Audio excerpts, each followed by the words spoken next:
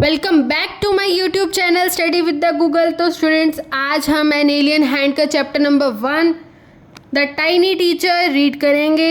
Are we ready to begin this new chapter? Yes, we are ready. Now the first chapter is also very interesting and it is full of amazing facts that I am sure you had no idea about before. So to begin with this, the tiny teacher. Okay, who is the teacher? A teacher is someone who teaches you, right? Maths, chemistry, physics, biology and Hindi and English and Sanskrit and what not.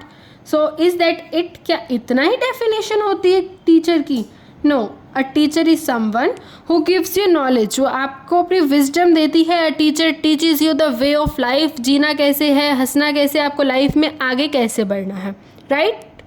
So a teacher can teach you everything. So who can be a teacher? A teacher can be a very छोटा सा बच्चा, or a teacher can be a very बूढ़े uncle, or a teacher can be a cute little cat, or a teacher can be an elephant. सो क्योंकि सीखने को तो हमें सबसे मिलता है, हमारा नेचर हमें कॉन्टीन्यूसली बहुत सारी चीज़ें सिखाता है, right? So let's begin with our first chapter and here who is our little tiny teacher. Let's see that now before we start, of course with the help of the title we know whom are we talking about. We are talking about the tiny teacher, and ant can be a teacher, yes or no? Name the smallest insect you have seen and the wisest. सबसे छोटा insect जो आपने देखा हो और बहुत ही ज़्यादा चतुर हो, बहुत ही ज़्यादा चालाक हो। Is it the fly? क्या वो मक्खी है? No, it is not. Is it the mosquito? क्या वो मच्छर है? वैसे तो ना मच्छर भी बहुत चालाक होते हैं, मच्छरों को ना सब पता होता है कि कब कहाँ किस जगह पर काटना है और कैसे काटना है, कैसे वार करना। नो, नॉट द मॉस्किटो, लेकिन वो तो मॉस्किटो भी नहीं है। Then it must be the worm, तो क्या वो कोई कीड़ा है? No, none of these, it is the ant. The commonest, the smallest but the wisest insect, सबसे छोटा है लेकिन बहुत ज़्यादा चालाक है। The story of an ant's life sounds almost untrue, मतलब कोई सोच भी नहीं सकता कि एक एंट की लाइफ जो है इतनी ज़्यादा ऑर्गेनाइज्ड होगी। But people have kept ants as pet and have watched their daily behaviour closely. अब कुछ लोगों ने जो है एंट्स को अपना पेट भी बना रखा था, सिर्फ उनकी डेली की ये जो चोर्स थे या फिर जो डेली का उनका बिहेवियर था उसको नोटिस करने के लिए। So we know a number of facts about this tiny hardworking and intelligent creature. ये चीज़ जो है अगेन एंड अगेन रिपीट हो रही है, तो इस चीज़ को भूलना मत कि जो एंट है वो उस चैप्टर में क्या है, बहुत ही ज़्यादा हार्ड वर्किंग है, इंटेलिजेंट क्रिएचर और बहुत ही ज़्यादा छोटे साइज की होती है, तो हमें पता ही है। An ant uses its feelers और antenna to talk to other ants by passing messages through them. ये कह रहा है कि जो आंट है वो फीलर्स होता है उसके एंटीना, जिससे वो फील करते हैं, मतलब एंटीना से वो एक दूसरे से बात करते हैं। जैसे हम अपने मुंह से अपनी ज़ुबान से बोल के बातें करते हैं, वैसे वो अपने एंटीना से अपने मैसेजेस शेयर करते हैं एक दूसरे को। Watch a row of ants moving up और डाउन द वॉल। अब आप देखते हो कि वो जो एंट्स होती हैं वो वॉल पे, मतलब दीवार पे, कोई रो ऊपर से आ रही होती है एंड कोई नीचे से आ रही होती है, तो वो सेकंड के लिए सिर्फ जस्ट फॉर अ सेकंड वो होल्ड कर जाती है, वहाँ पे वो रुक जाती है। वो किस लिए रुक जाती है? वहाँ पर वो अपने एंटीना से एक दूसरे को मैसेज देकर एंड फिर वो मूव ऑन कर जाती है। Each ant greets all the others coming from the opposite direction by touching their feelers. अब हमारे साथ बेसिकली क्या होता है ह्यूमंस के साथ कि हमें कोई अच्छा लगता है तो हम उसके साथ हाय हेलो रखते हैं, लेकिन अगर हमें कोई अच्छा नहीं लगता तो we will let them go, हम उसे टोटली गो मोड पे डाल देते हैं और हम उनसे नहीं बोलते। लेकिन एंट्स जो है बिल्कुल अपोजिट है, एंट्स ऐसा बिल्कुल भी नहीं करती। एंट्स सबसे मिलजुल कर रहती है, सबके साथ हाय हेलो रखती हैं, तो एंट्स इस वे में ह्यूमन से बिल्कुल अपोजिट है। Now move on to the next stanza. There are many kinds of ants. The commonest among them are the black or red ones. We have seen them since we were children but haven't paid enough attention to them. अब ants जो है काफ़ी types की होती है, लेकिन जो common है उन दोनों में से ब्लैक और रेड, वो हमारे घरों में भी पाई जाती हैं।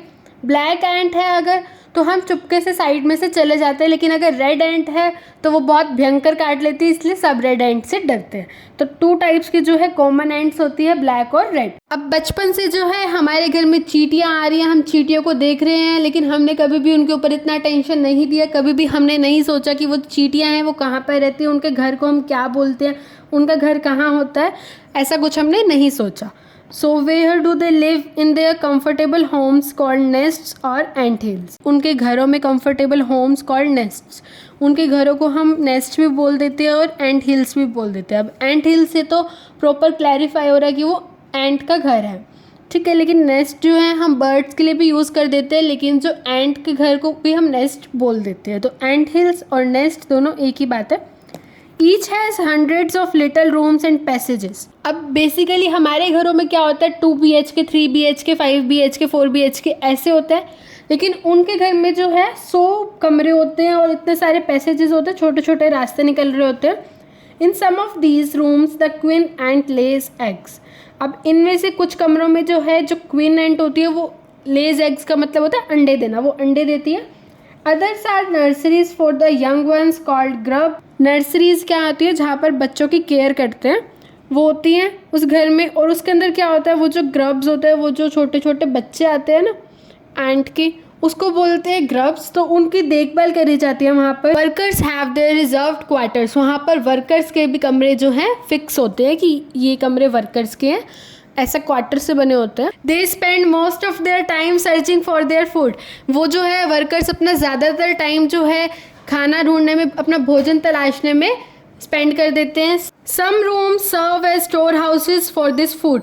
अब कुछ कमरे जो है स्टोर हाउस के टाइप में भी यूज़ होते हैं खाना स्टोर करने के लिए, क्योंकि जो एंट्स हैं वो मॉनसून के सीज़न में अपने घर में ही रहती है। मॉनसून के सीज़न में वो घर से बाहर नहीं निकलती, अपने वो अंदर ही रहती है। Soldiers have separate barracks. Barracks क्या होता है, जहाँ पर सोल्जर्स रहते हैं। No worker has ever try to live in a soldier's house. अब किसी भी वर्कर ने जो है कभी ट्राई नहीं किया कि वो जाकर सोल्जर के घर में रहें, सोल्जर के क्वार्टर में रहें, और सोल्जर ने भी कभी ट्राई नहीं किया कि वो वर्कर के क्वार्टर में जाकर रहे। हर कोई वहाँ पर अपने अपने एरिया में रहता है। No soldier has ever gone out searching for food. अब वहाँ पर जो उनकी ड्यूटीज़ है वो भी डिज़ाइंड है, और कभी सोल्जर ने भी ये नहीं सोचा कि हम वर्कर की जगह जाकर फूड ढूंढें। नो वर्कर और सोल्जर और cleaner has ever harmed a grub. और वहाँ पर ना तो किसी वर्कर ने, ना सोल्जर ने, और ना ही किसी क्लीनर होता है वो झाड़ू पोछे वाला, साफ़ सफाई वाला, उन्होंने भी कभी नहीं सोचा कि हम किसी ग्रब को हार्म करें, उनको नुकसान पहुँचाए। So you see an ant's life is very peaceful. Each does its share of work intelligently and bravely. अब जो एंट की लाइफ है वो बहुत ही ज़्यादा पीसफुल है, बहुत ही ज़्यादा शांति वाली है। हर कोई वहाँ पर काम अपना दिमाग से करता है और खुद से करता है, कोई किसी के काम में इंटरफेयर नहीं करता। सपोज़ हम ह्यूमन बींग्स कभी किसी दिन हमारे ऑफिस में अपसेंट हो जाए या लेट से पहुँचे, हमें कोई अर्जेंट काम है, तो हम हमारे पार्टनर को बोल दें कि तुम मेरा ये काम कर देना, तो जिससे जो है हम दोनों के बीच में कॉन्फ्लिक्ट, बहुत ज़्यादा कन्फ्यूज़न क्रिएट हो जाती है कि हाँ उसने मुझे मेरा काम कह दिया या मैंने उसे मेरा अपना काम कहा था, उससे भी मुझे काम लेना है। तो ऐसा कुछ होता है। तो ऐसा एंट्स की लाइफ में नहीं है, बिल्कुल भी ऐसा कुछ भी इनकी लाइफ में नहीं है। इनकी जो लाइफ है वो हर कोई अपना काम खुद करता है, खुद की रिस्पॉन्सिबिलिटी समझकर। कोई किसी के काम में इंटरफेयर नहीं करता, कोई किसी से लड़ता झगड़ता नहीं है, हर किसी की अपनी रिस्पॉन्सिबिलिटीज़ है। The queen is the mother of the entire population of the colony. जो क्वीन है वहाँ की हेड मान लो एक तरह से, उस एंट हिल की या उन एंट्स की, वो वहाँ का हेड है। वो कितने टाइम तक जीवित रहती है, 15 सालों तक। It lives for about 15 years. It has a pair of wings but bites them off after its wedding flight. अब उसके पास जो है विंग्स के पेयर है, लेकिन वो सारे जो है झड़ जाते हैं जब वो वेडिंग फ्लाइट से वापस लौटती है। अब बच्चों वेडिंग फ्लाइट क्या होता है? वेडिंग फ्लाइट होता है कि जो फीमेल एंट है वो स्काई में उड़ जाती है, फ्लाई कर जाती है। मेल एंट से मिलने के बाद, वहाँ पर उनकी वेडिंग होने के बाद, वो जो है वापस अपने एंट हिल में आ जाती है और वो वहाँ पर कुछ नहीं करती, रेस्ट करके वो सिर्फ लेज एग्स मतलब अंडे देती है वो सिर्फ। This flight takes place on a hot summer day. और ये जो फ्लाइट है ये एंट कब लेती है? बहुत ही ज़्यादा गर्मी वाले दिन में, on a hot summer day. The queen leaves the nest and goes out to meet a male ant और ड्रोन। अब यहाँ पर मेल एंट को जो है ड्रोन भी कहा गया है। High up in the air on its return to earth it get rids of its wings and then does nothing but lays eggs. अब वो जो है वापस आकर क्या करती है? कुछ नहीं करती, अपने विंग्स जो है रख देती है, झड़ जाते हैं उसके विंग्स, और कुछ नहीं करती है, बस वो अंडे देती है। Eggs hatch and grubs come out. Eggs जो है टूट जाते हैं और उसमें से ग्रब्स जो है बाहर आ जाते हैं। Soldiers guard them. सोल्जर्स उनका ध्यान रखते हैं, उनकी देखभाल करते हैं, वर्कर्स फीड एंड क्लीन दम, वर्कर्स जो हैं उन्हें खाना खिलाते हैं, उनको फीड करते हैं, उनको साफ़ सफाई का उनका ध्यान रखते हैं। And also carry them about daily for airing exercise and sunshine. अब जो है उन्हें डेली कैरी करते हैं बाहर, किस लिए, बाहर की हवा के लिए, एक्सरसाइज करवाते हैं उनसे, और सनशाइन, उन्हें धूप के लिए बाहर ले जाते हैं। 2 or 3 weeks लेटर, 2-3 हफ्ते बाद ग्रब्स बिकम कुकून्स। अब वो जो ग्रब्स थे वो कुकून्स बन जाते हैं। कुकून्स होते हैं एक टाइप के फैब्रिक, थ्रेड लाइक स्ट्रक्चर में वो जो है खुद को कवर कर लेते हैं, और 3 हफ्ते तक वो बिना किसी खाने के, बिना किसी एक्टिविटी के एक तरह से खुद को कवर कर लेते हैं, स्लीप बैग में खुद को ढक लेते हैं। Then the cocoons break and perfect ants appear, फिर जो है कुकून्स फट जाते हैं, टूट जाते हैं, और उसमें से जो है परफेक्ट आंट्स निकल आती हैं बाहर। Now it's time for teaching and training, अब जो है ये टाइम उनके लिए सीखने का होता है, कुछ लर्न करने का होता है। New ants learn their duties from old ants as workers, soldier, builders, cleaners etcetera. After a few weeks training, the small ants are ready to go out into the big world of work. अब उन ants को जो है training मिलती है workers की, soldiers की, builders की, क्लीनर की। उसके बाद जो जिस काम में परफेक्ट होता है उसे वो जॉब असाइन कर दी जाती है। अब जो है वो सारी स्मॉल आंट्स रेडी हो चुकी थी बिग वर्ल्ड में जाने के लिए काम के। And ant hill is a home not only for ants but also for some other creatures, beetles, lesser breeds of ants and the green fly. ये सब जो है आंट्स की ही ब्रीड्स हैं, और ग्रीन फ्लाई जो है मोस्टली ग्रीन लीव्स पे पाई जाती है, और ये कैमोफ्लॉग भी शो करती है। Why do ants want these alien creatures to live in their nest? अब देखो, जो हमारी फैमिली का है उसे तो हम अपने घर में रहने देंगे, लेकिन कोई बाहर का आ जाएगा तो हम उसे कितने दिन ही रहने देंगे। लेकिन ये जो एंट्स है ये बहुत ही ज़्यादा फेमिलियर है, ये उन सबको भी अपने एंट हिल्स में रखती हैं फॉर सेवरल रीजन्स। अब इसके भी कुछ रीज़न है। Some give off smell pleasant to the ant senses, अब कुछ जो है अच्छी स्मेल देती है जो कि आंट्स को अच्छी लगती है। अदर गिव स्वीट जूसेस, जैसे कि जो ग्रीन फ्लाई है वो स्वीट जूसेस देती है, कैमोफ्लॉग शो करती है। And some are just pets और play things like cats and dogs to human beings. अब जैसे हम अपने पेट्स रखते हैं कैट्स और डॉग, कुछ ब्रीड्स जो हैं एंट्स इसलिए रखते हैं ताकि उनके साथ खेल पाए। The green fly is the ants cow, जो ग्रीन फ्लाई है वो एंट के लिए काउ के टाइप में यूज होती है। The ants train it to give honey dew like milk with the touch of their antenna, जो एंट्स होती है वो हनी ड्यू के लिए उसे ट्रेन कर देती है ग्रीन फ्लाई को, और उससे एंटीना को टच करके उससे हनी ड्यू गेन कर लेती है।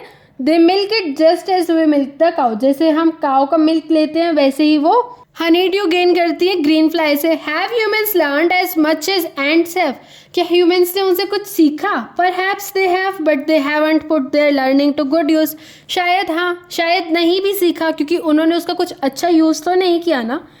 दे may still learn a few things from this tiny teacher, अभी भी वो कुछ चीज़ें ऐसी हैं जो वो टाइनी टीचर से सीख सकते हैं। Hard work, sense of duty, उनका हार्ड वर्क, उनकी मेहनत, उनका सेंस ऑफ ड्यूटी, उनका discipline, cleanliness, care for the young ones, and above all a firm loyalty to the land where they live.